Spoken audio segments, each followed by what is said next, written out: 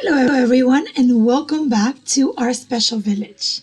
Today, we're going to talk a little bit more about the toxic work environment and PTSD, post-traumatic stress disorder. So, as we did before, we're going to talk a little bit more about each one of the characteristics of PTSD and how this may be affecting your relationship with your job. This really comes up when you are involved in a toxic work environment or when you're being bullied by your boss. So today, our topic is triggers. And what do we mean by triggers? So when you're being triggered by something or someone or a situation, basically what you feel is a desire to either fight or flee. Your body is in this survival mode, like we said before, and that the reason why you get so sick all the time is the same reason that you feel like you want to run out of the room, or you want to be swallowed by the earth, or you just want to fight the situation or the person or anything that comes up your way that makes you feel like this. In my case, I can tell you that I was triggered by very little things, and this happened when I was working there because I was in the situation. As somebody put it once, I was in the pressure cooker all the time. So I was in this situation constantly. So anytime that, say, I was approaching the trains, whether it was the train station by my house, whether I was walking to the train station, because walking to the train station made me think work. Every time that I was approaching the train station, getting to work, the streets around my job gave me this feeling of I just want to run. I don't want to be here. Sometimes even getting dressed in the morning because I associated the types of clothes that I wore to go to work with work. So over the weekends and like when I was off, I couldn't even tolerate looking at those clothes. And to be honest with you, it took me probably a couple of years to even be able to wear the same type of pants that I used to wear to work, or the shirts or anything that was similar to anything that I would wear to work.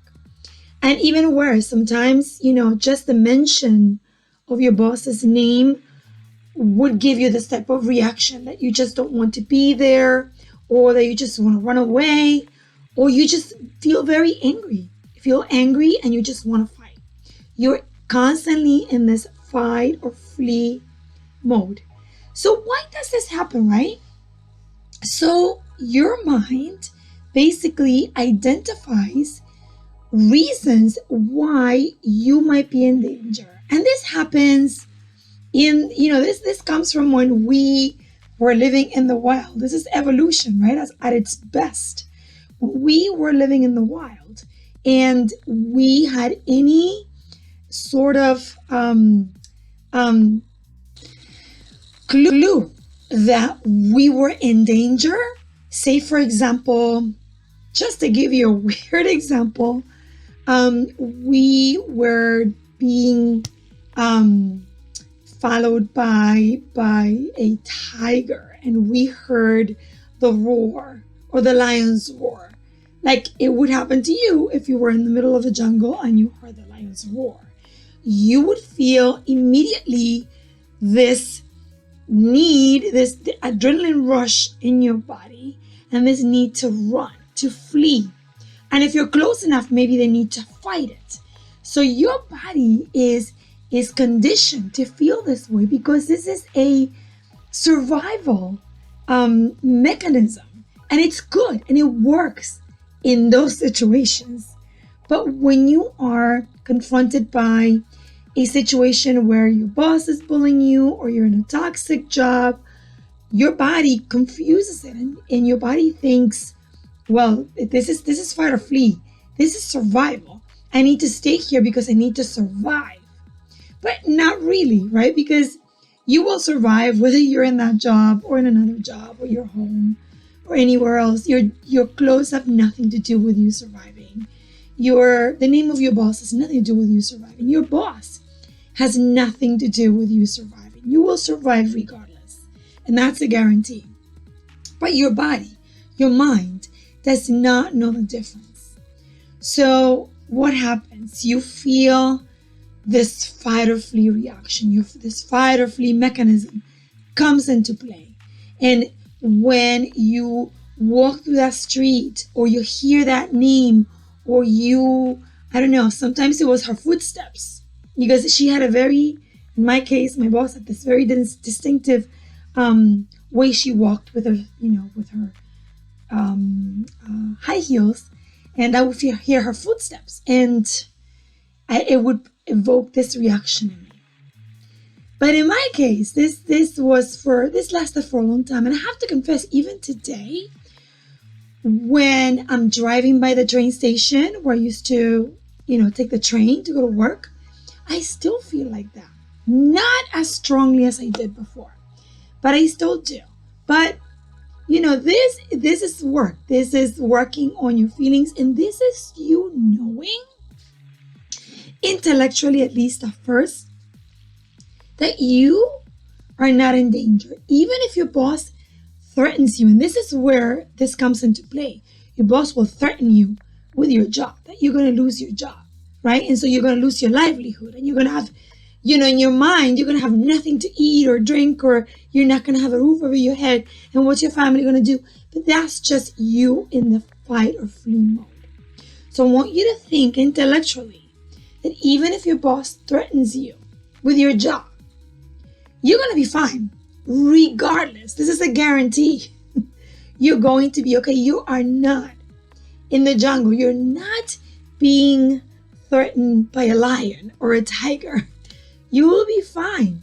Your body is telling you otherwise, because your mind is conditioned with this mechanism to save you from a tiger or a lion that's going to attack you, or a snake that's going to bite you. And in those situations, this is where you should be acting this way. But your body doesn't know the difference. Your mind doesn't know the difference between one and the other. You, on the other hand, have to train your mind and your body to understand the difference between you being at work and feeling like you're in danger and your body is in danger, and you all these bad things are going to happen to you, and you're being in real danger, and you are not.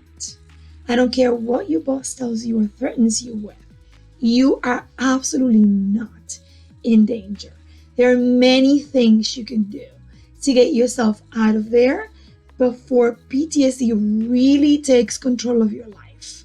Okay? This is no different than when soldiers come back from battle, right? And they remember any loud noise reminds them of a bomb going off, because that was really their lives being in danger. But now something fell, a cabinet fell, and it was very, very noisy. It was, incredibly noisy, and they feel like they're in battle again, but they're not. It is not the same thing. And for you, it's not the same thing either. You will be fine. You will be okay. You will survive this. This is a guarantee, okay? But you're not going to do it without help. So, number one, start thinking about what you're going through in your job. Number two, know that your life is not in danger, okay? This fight or flee reaction is your body acting as it should be, but not in the right circumstance. Your body does not know the difference between real danger and what's happening to you right now. Number three, start thinking of ways to get out of that job. Okay? Start thinking of ways. You want to know what I did? I will leave a link down here to both my Facebook group and a small mini course that I have on how I did it. Okay? Number four, start thinking of yourself. You matter. Okay? You need to take care of yourself so you can get out of the situation. You do not want PTSD to really take hold of you and take hold of your life. And you want to get out in a way that's going to allow you to live your dreams and to do what you really want to do. We will talk more about the experience of being in this situation and all these PTSD symptoms and characteristics and what they may be doing to you and how to get out of this toxic job in the next few installments of your toxic work environment and PTSD. Until then, I leave you with tons of love. Have a wonderful day. Bye.